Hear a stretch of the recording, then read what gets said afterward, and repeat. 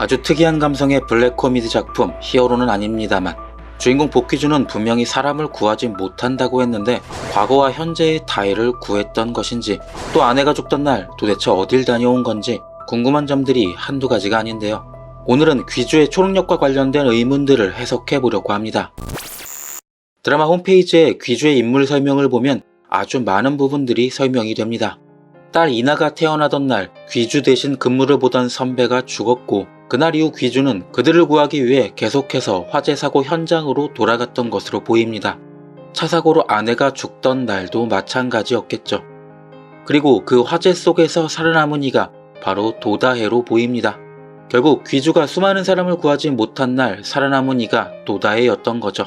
여기까지 이야기하면 과거는 아주 깔끔하게 정리가 됩니다. 하지만 귀주의 능력이 갑자기 돌아온 것, 그리고 한 번도 성공하지 못한 과거의 인물과 접촉하고 영향을 미친 것은 전혀 설명이 되지 않죠.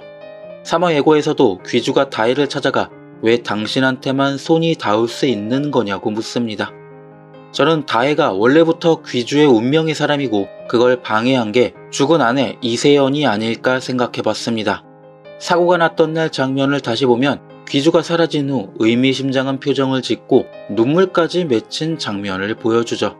많은 분들이 이 장면에 분명히 뭐가 있다고 예상하셨을 것이고, 저는 이게 이세연의 의도적인 사고였다고 생각합니다. 이세연의 자살이었거나 아니면 복시 가문의 손주를 없애기 위한 암살?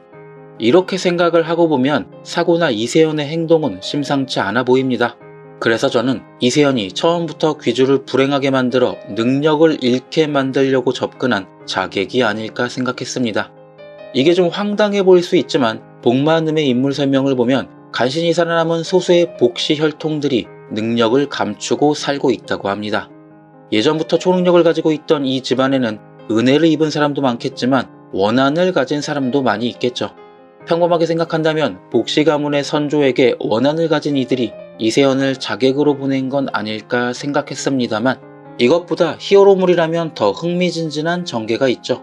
바로 히어로들끼리의 싸움. 즉, 저는 이세연이 또 다른 복시 가문의 초능력자들이 경쟁자를 제거하기 위해 키워낸 자객이 아닐까 생각했습니다. 그들은 불행에 빠뜨려 귀주의 능력을 잃게 만들기 위해 이세연을 보냈고, 그 목적을 이루기 위해 복만음의 예지 능력을 막은 건 아닐까요?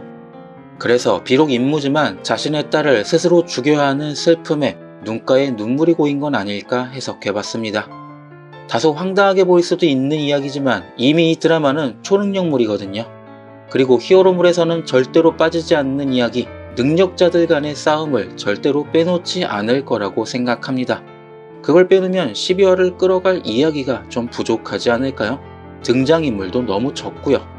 그래서 귀주에게 다혜는 원래부터 짝지어진 운명, 원래부터 이 세상에서 유일하게 닿을 수 있는 사람은 아니었을까 생각합니다.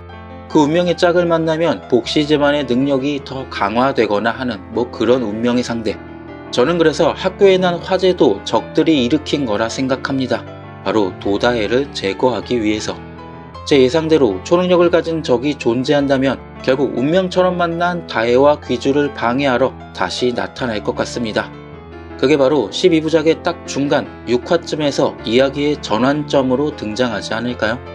오늘은 전혀 히어로물답지 않는 드라마지만 어쨌든 히어로물이니까 라는 생각으로 이후의 스토리를 한번 예상해봤습니다. 재밌게 보셨다면 구독과 좋아요, 댓글 부탁드립니다. 감사합니다.